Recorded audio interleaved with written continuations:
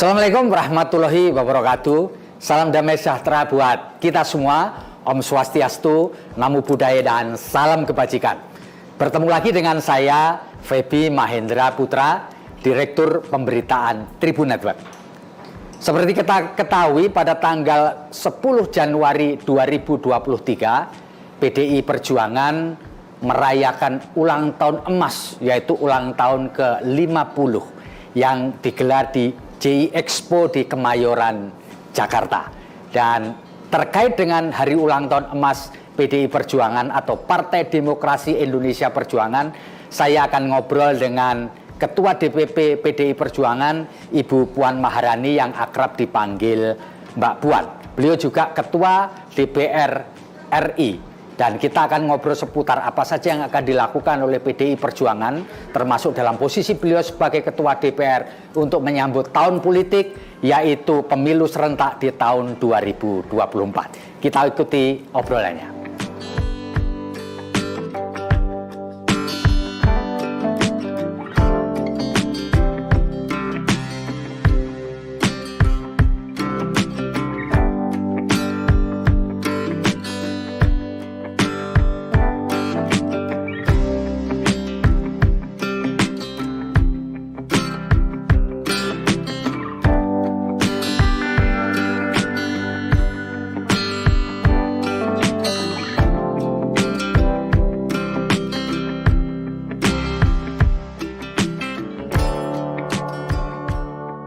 Baik, kita sekarang sudah bersama dengan Ketua DPR Republik Indonesia, Ibu Puan Maharani.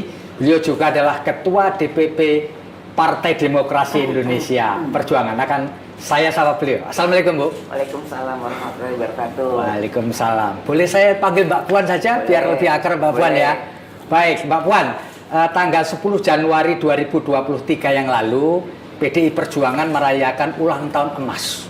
Kebetulan dirayakan pada saat tahun politik. Ya.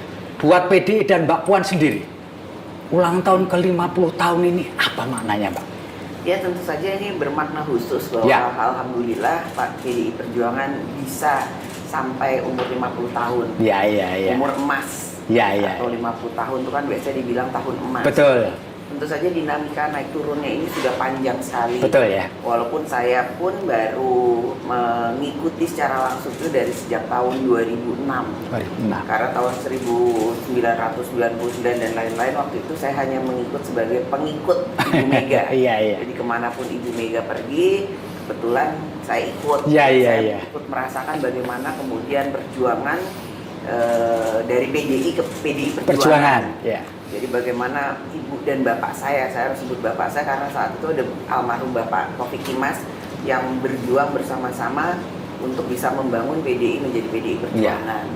Dan di tahun ke-50 ini tentu saja harapannya seperti Ibu Mega sampaikan, semoga PDI Perjuangan bisa menjadi 100 tahun menjadi partai yang kemudian bermanfaat bagi nusa dan bangsa untuk menjadi Indonesia Raya yang seraya-rayanya sesuai dengan cita-cita dari Bung Karno. Ya harapannya ya seperti itu, kita bisa berguna bagi masyarakat, bagi nusa dan bangsa, bagi Indonesia.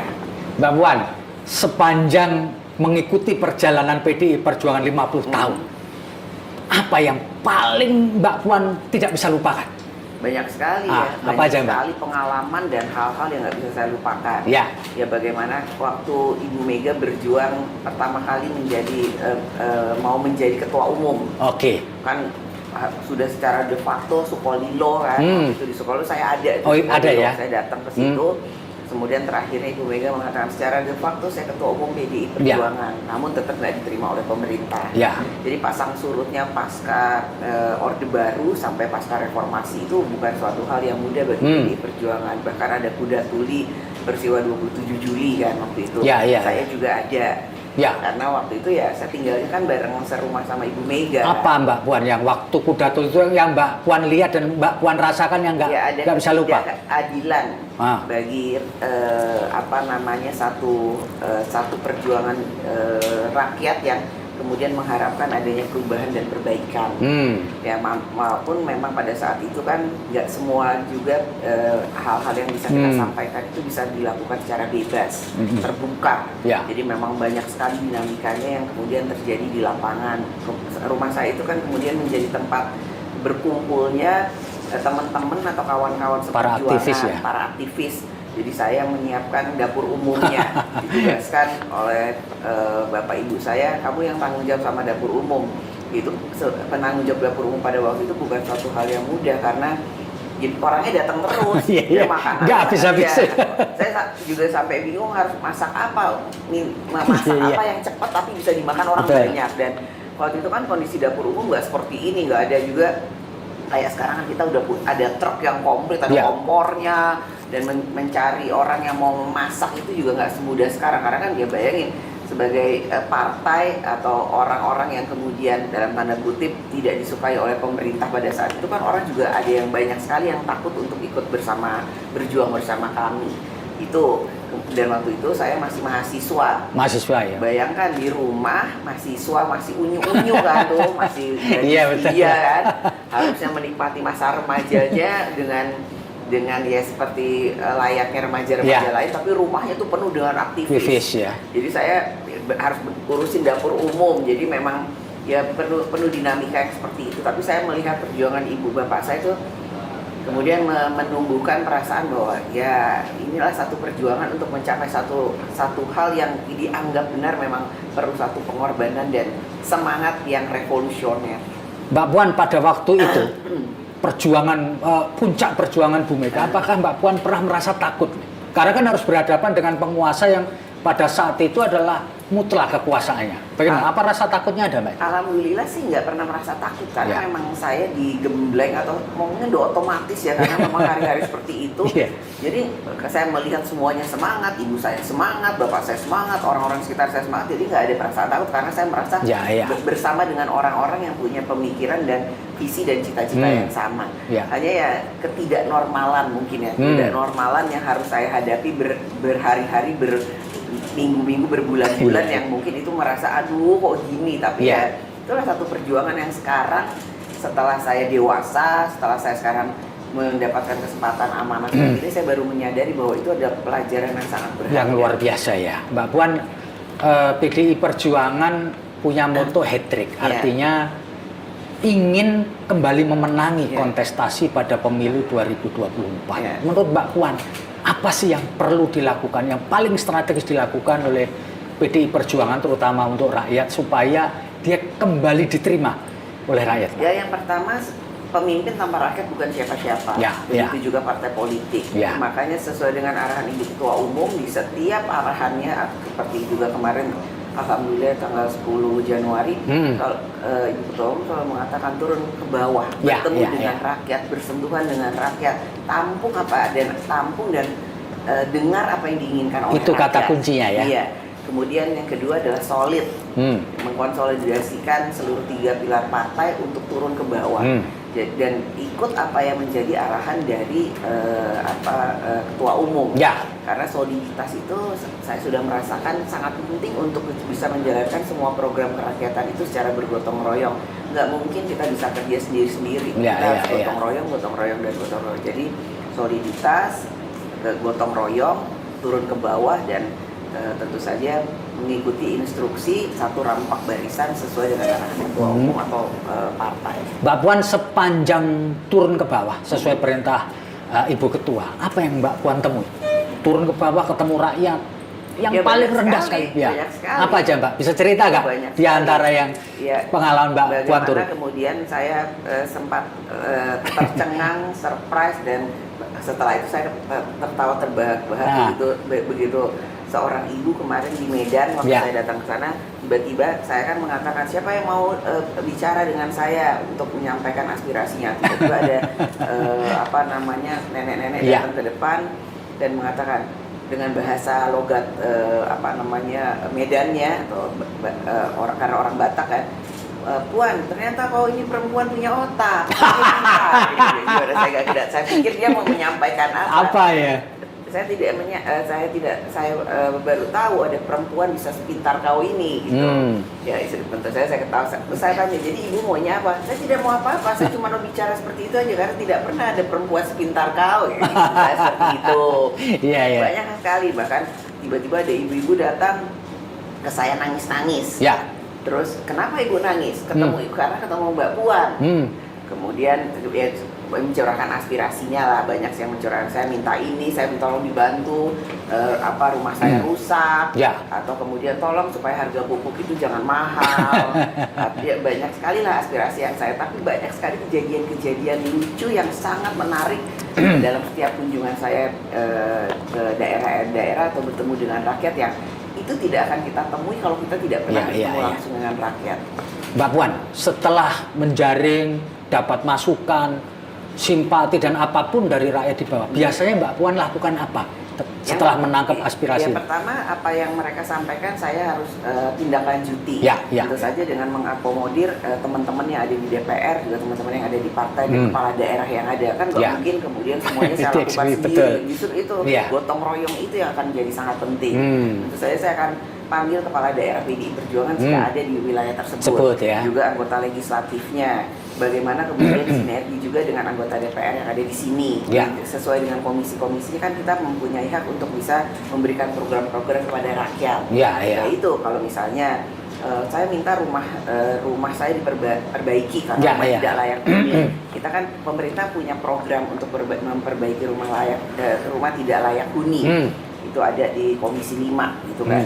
Jadi saya minta teman-teman di Komisi 5 untuk menindaklanjuti itu, tentu saja sesuai dengan prosedur yang ada. Dan nanti setelah rumahnya bagus atau sudah layak huni, saya datang lagi berapa bulan kemudian. Ngecek ya, ternyata rumahnya sudah layak huni, dan ya itu begitu ketemu saya langsung meluk, sampai nangis-nangis. Makasih, saya nggak menyangka saya bisa punya rumah seperti ini. Dan itu, aduh, hati saya lega sekali.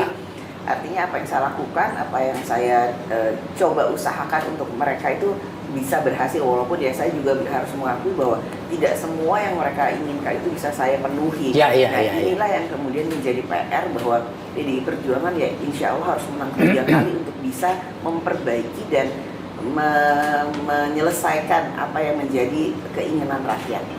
Mbak Puan melakukan satu jenjang karier mulai dari bawah. Mulai dari kader, ketua fraksi, ketua komisi, menteri, di antara seluruh jenjang yang pernah Mbak Puan lalui, mana yang paling memuaskan Mbak Puan sendiri? Yang paling berkesan, saya enjoy betul ini ketika semuanya enjoy, cuma saya juga heran kenapa setiap jenjang yang saya lalui itu semuanya susah. Susah ya? Kayaknya memang saya harus menerobos semua jenjang atau pintu dan tembok-tembok itu untuk kemudian kalau saya lihat kemudian nantinya ke belakang, kok si A si B sih lebih enak ya dari saya, sepertinya tidak perlu menghadapi cobaan atau rintangan dan tantangan seperti yang saya lalui. Ya makanya dalam semua amanah atau penugasan yang saya lakukan pada saat ini, saya selalu mengatakan bahwa perjuangan ini ataupun yang saya lakukan ini bukan hanya untuk diri saya sendiri, tapi saya berharap kalau seorang perempuan yang namanya Puan Maharani sudah mampu dan bisa sampai ke jenjang tersebut, tentu saja perempuan-perempuan lain yang nantinya menggantikan Puan Maharani itu harusnya sudah tidak menghadapi rintangan dan tantangan seperti yang saya hadapi, karena temboknya udah kebuka kan. Mbak Puan, PDI Perjuangan sekarang dipercaya menjadi ketua DPR, dipercaya menjadi presiden, dipercaya mendapatkan portofolio di kementerian. Bagaimana PDI Perjuangan ini ke depan nyiapin para kader untuk posisi-posisi strategis itu, Mbak Puan? Alhamdulillah dalam proses kaderisasi PDI Perjuangan bisa menumbuhkan atau menampilkan kader-kader terbaiknya. Dan yang sekarang muncul itu yang muda-muda. Nggak membedakan laki dan perempuan, tidak membedakan apakah itu senior atau junior atau muda dan tua, tapi sekarang kalau kita lihat kan di daerah muncul kepala daerah dan lain-lain sebagainya, menteri-menteri juga sekarang bermunculan dan lain-lain sebagainya. Bahkan sekarang di kabinet Pak Jokowi perempuan aja sudah jadi menteri, sudah cukup banyak lah jumlahnya, gitu kan. Jadi alhamdulillah sebagai partai yang 2 kali menang dan mempunyai suara terbanyak, kita sudah menyiapkan kader-kader kita. Tapi sekolah partai itu menjadi penting juga ya. Sekolah partai juga menjadi penting untuk bisa menyamakan visi dan misi apa sih sebenarnya yang diharapkan dari seorang kader PDI Perjuangan di sekolah partai tersebut supaya visinya ya sama, jangan yang satu ke kanan, satu ke kiri gitu. Mbak Puan, satu pertanyaan penting dari banyak orang karena PDI Perjuangan adalah partai pemenang pemilu dan dia bisa mencalonkan presiden dan wakil presiden tanpa harus berkoalisi. Apa yang telah disiapkan oleh DPP PDI Perjuangan dan Ketua Umum tentu saja untuk proses itu, Mbak Puan? Ya, alhamdulillah PDI Perjuangan memang sudah mempunyai tiket kan sekarang tiket, orang mengatakan tiket untuk maju pilpres gitu kan. Tapi kita tetap membuka ruang dan pintu seluas-luasnya untuk bisa membangun komunikasi bahkan bergabungnya partai yang lain untuk bersama-sama dengan PDI Perjuangan. Ya tentu saja itu kan bukan suatu hal yang mudah. Saya memahami hal tersebut untuk semua partai. Karena tentu saja untuk bisa bergabung itu kan perlu ada cita-cita yang sama, harus ada visi yang sama. Kemudian belum lagi kesepakatan siapa yang kemudian akan menjadi capres dan cawapres gitu kan. Jadi memang ini sepertinya semua partai juga lagi menggodok dan berpikir ke sana untuk menuju tahun 2024. Jadi ya silaturahmi tetap saya lakukan kan tahun 2022 lalu saya kan bersilaturahmi berkunjung ke ketua umum partai yang lain gitu kan. Saya yang datang karena saya mengatakan bahwa ya saya akan datang. Saya yang akan datang karena bukan ketua umum PDI Perjuangan tapi saya yang ditugaskan oleh ketua umum PDI Perjuangan. Jadi saya menemui ketua umum tersebut, bertemu dengan mereka. Ya itu saya lakukan dan kami membangun komunikasi dan sampai sekarang pun juga tetap membangun komunikasi. Jadi kalau sekarang sepertinya terlihat jeda, ya mungkin kan karena kemarin ada jeda libur Natal dan tahun baru.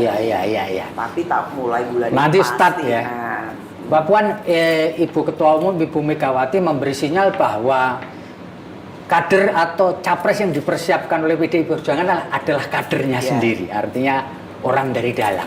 Ya, kalau dilihat di situ Mbak Puan juga kader nih dari dalam. Pernah bayangin nggak Pak nanti ditunjuk oleh Ibu Ketua Umum untuk maju ke kontestasi calon presiden? Mbak Puan sebagai kader loh ya?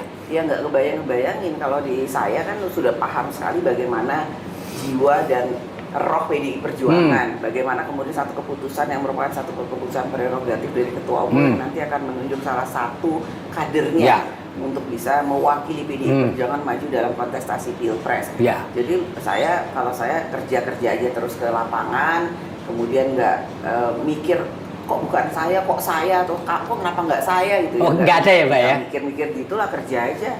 Ketua DPR sebagai ketua DPP ya kerja aja dan saya meyakini apa yang kemudian menjadi pertimbangan dari ketua umum itu adalah nanti merupakan satu pertimbangan yang terbaik yang sudah dipersiapkan secara matang dan tentu saja kami bukan cuma saya kita semua yang merasa PDI Perjuangan akan mengikuti instruksi atau perintah dari ketua umum. Jadi manakala nanti diberi kepercayaan oleh ketua umum, jawabannya pasti siap dong ya sebagai kader ya? Sebagai kader, apapun penugasan tersebut saya siap. Seperti waktu saya diminta untuk menjadi vote getter caleg, saya masih masuk ke dapil. Tapi kemudian berapa bulan setelah itu kan dilantik dulu kan jadi anggota DPR. Tapi kemudian 1 bulan kemudian Ibu Ketua Umum bilang kamu masuk aja ke kabinet jadi menko. Oh itu ya. Ya udah pindah padahal kan kalau dipikir wah saya sudah berjuang di dapil saya untuk mendapatkan kursi dan suara kan.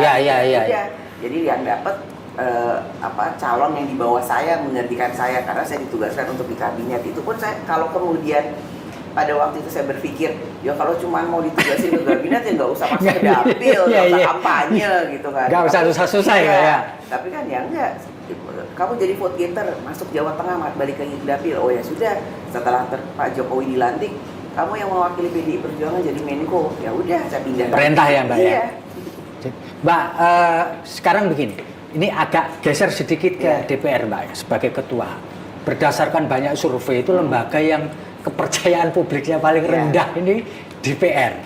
Menurut Mbak Puan gimana ini supaya kita bisa DPR ini bagi masyarakat kepercayaannya bisa naik ini Pak?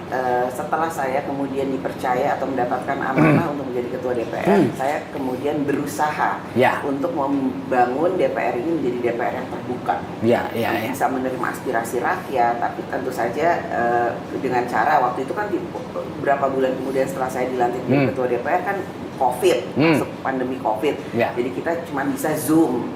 Ya, kemudian di Zoom pun saya membuka DPR untuk bisa dilihat oleh publik. Jadi bisa kalau lagi dalam pembahasannya itu saya minta supaya publik bisa memberikan masukannya, apa saja yang kemudian bisa diterima, tidak bisa diterima. Tentu saja kan kita juga namanya masuk rumah itu di mana-mana kan ada aturan, yang nggak bisa mau masuk nyelonong aja, ya kan. Misalnya harus tulis surat, minta izin buat bisa terus teriak-teriak aja di depan sana, misalnya gitu. Terus tapi maksa maksud ya nggak bisa. Jadi saya membuka DPR untuk terbuka untuk publik atau rakyat, tapi dengan aturan, gitu kan. Nah, setelah kemudian sekarang pandemi COVID sudah berkurang atau kemudian kita apalagi ke depan ini sudah mulai aturan PPKM itu dibuka kan, bisa berkumpul.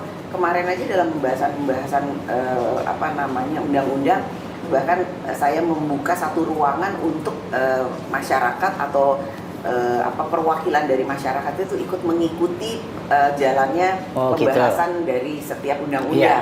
Jadi mereka itu baru tahu, Mbak, saya baru tahu Mbak, ternyata membahas undang-undang itu nggak segampang itu. Rumitnya ada bukan main ya. Kontra, melibatkan 9 fraksi, bahkan anggota DPR. Jadi kadang-kadang anggota DPR itu kan punya hak untuk bicara.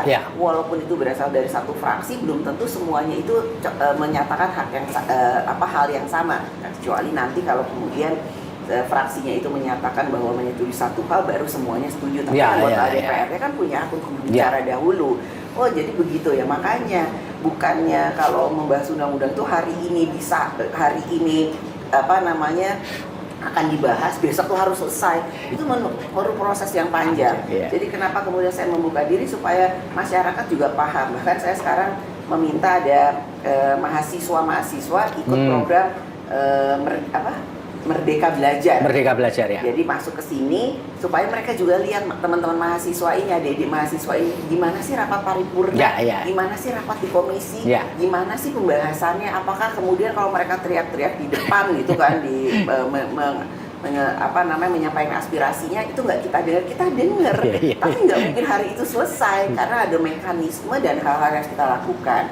Kemudian semua kebijakan ada di sini. Saya juga baru memahami bahwa kebijakan semua apa yang akan dilakukan oleh pemerintah itu harus disetujui oleh DPR atau dibahas bersama-sama dengan DPR.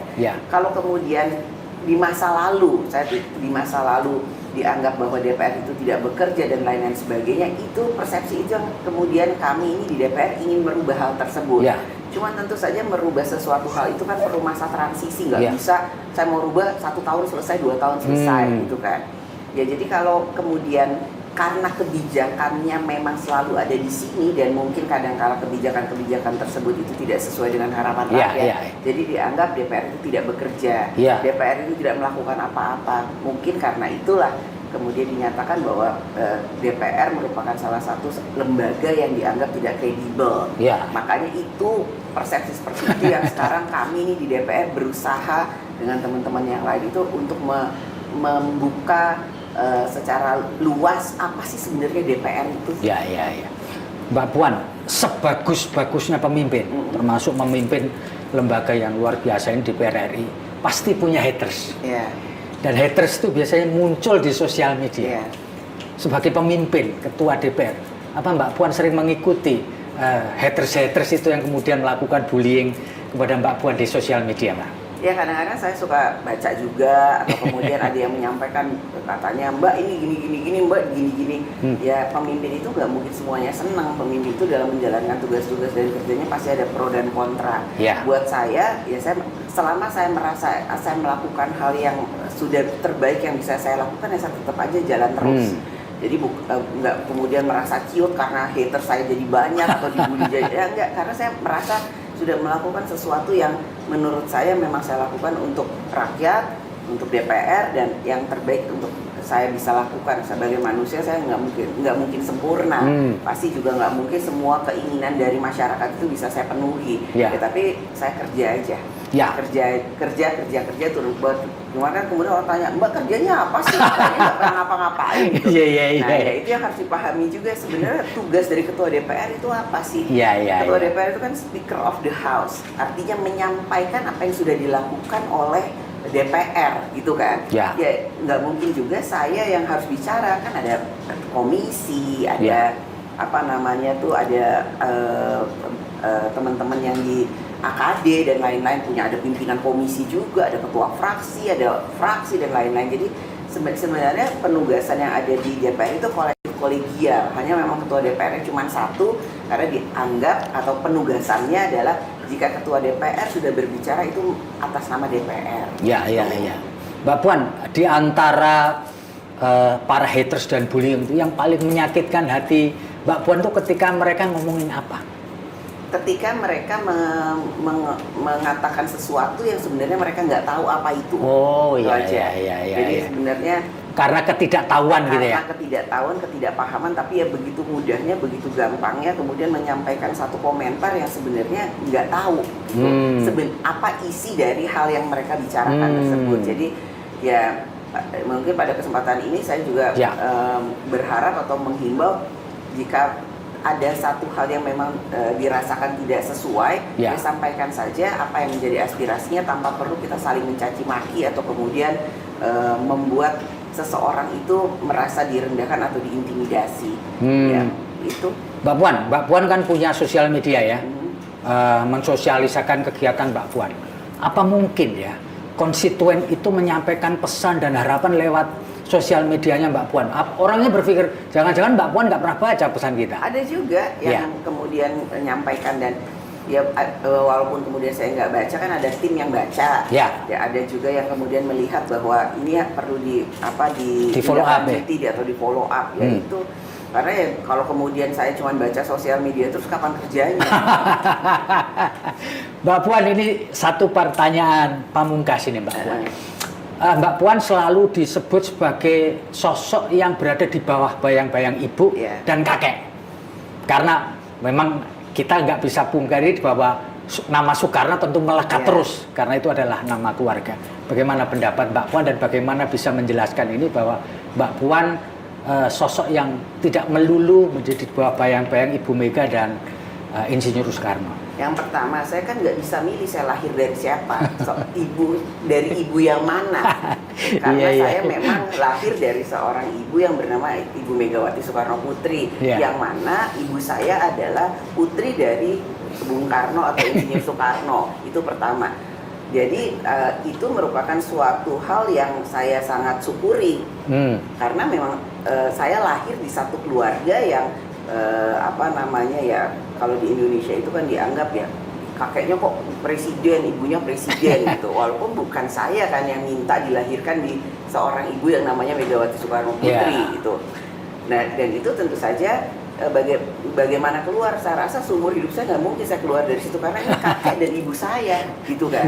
Yang bisa saya lakukan adalah bagaimana saya menunjukkan kinerja saya sebaik-baiknya, semampunya yang bisa saya laksanakan. Kalau kemudian ada yang mandingin bahwa ya tapi kan Puan nggak mungkin jadi Bung Karno, ya nggak mungkin.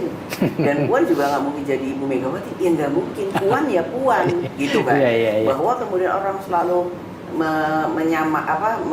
melihat bayang-bayang itu ada di belakang saya atau di depan saya, ya nggak bisa. Tetap aja ibu saya Ibu Megawati Soekarno Putri dan kakek saya Bung Karno, Insinyur Soekarno. Jadi ya itu justru itu nama besar tersebut yang sebenarnya saya sangat bangga bahwa saya menjadi bagian dari keluarga ini. Iya, baik Tribuners.